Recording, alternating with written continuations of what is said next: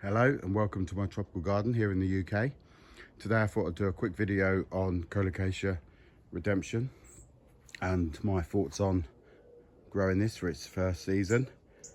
I've grown many varieties over the last 12-13 years, so I thought I'd give my sort of opinion on how this has done for me so far in its first few months.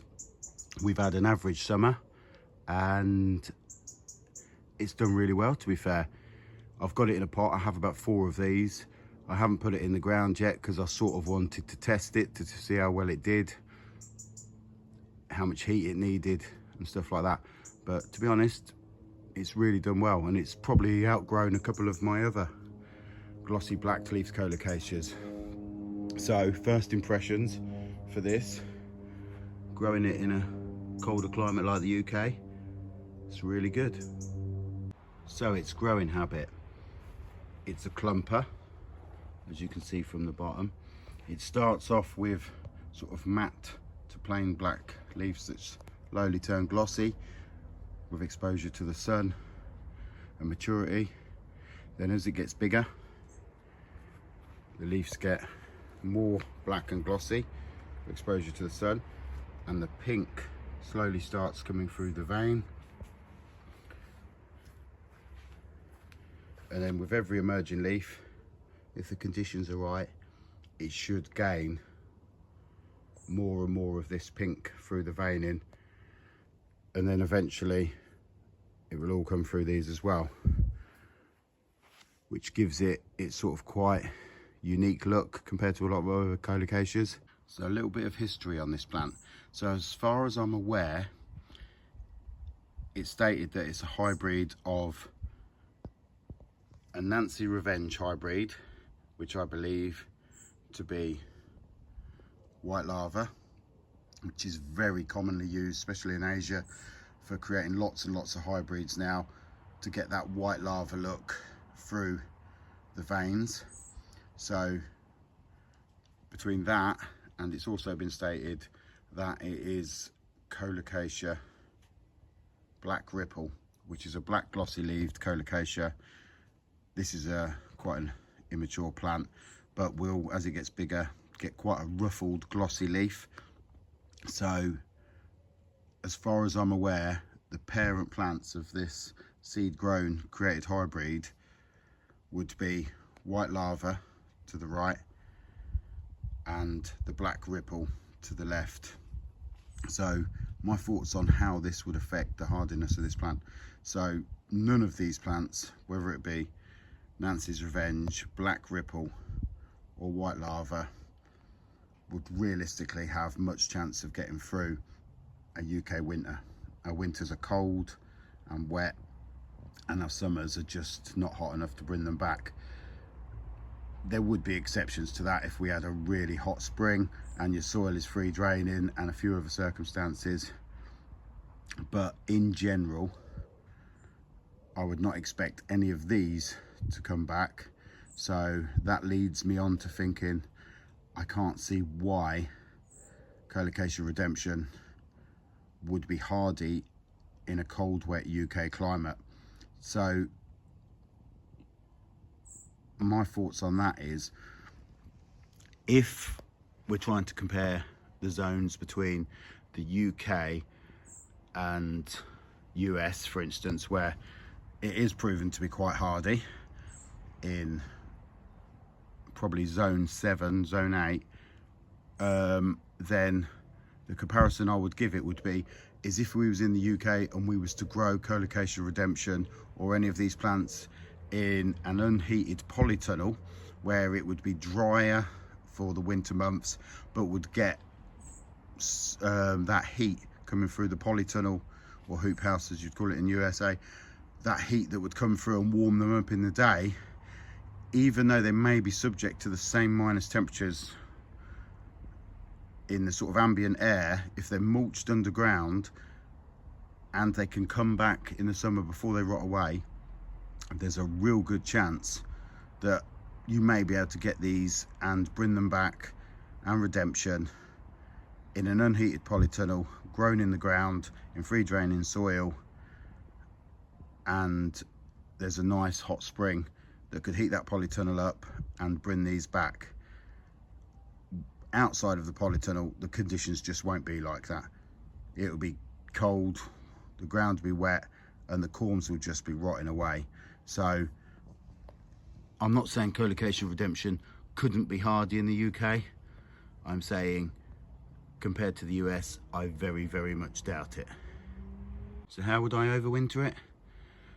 Well, if it's a large plant like this in the middle, the main parent plant, I could probably, because it's getting quite big, I could either cut the leaves off and leave one leaf and try and grow it in a heated greenhouse or on a sunny windowsill, or maybe in a sort of bathroom, something like that. Or you could probably dry store the corm in your preferred method. But generally what would happen if you tried to dry store it, you would lose a lot of these younger offshoots at the bottom.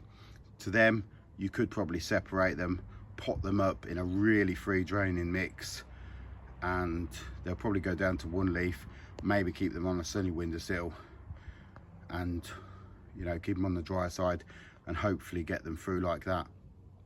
Would I dare leave one of these outside? I have 4. I haven't planted any of them out in the garden yet. They're all in pots as I'm still experimenting with them. What ones are doing well in sun and what ones are doing better in shade, but most definitely, realistically, if you can give it the water and a bit of humidity, these really do like the full sun conditions.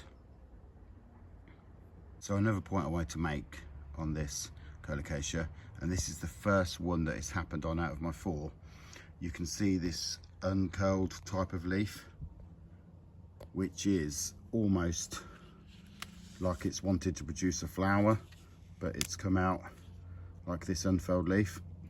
Now this is the only one that's happened on my 4, so I don't see it as a problem.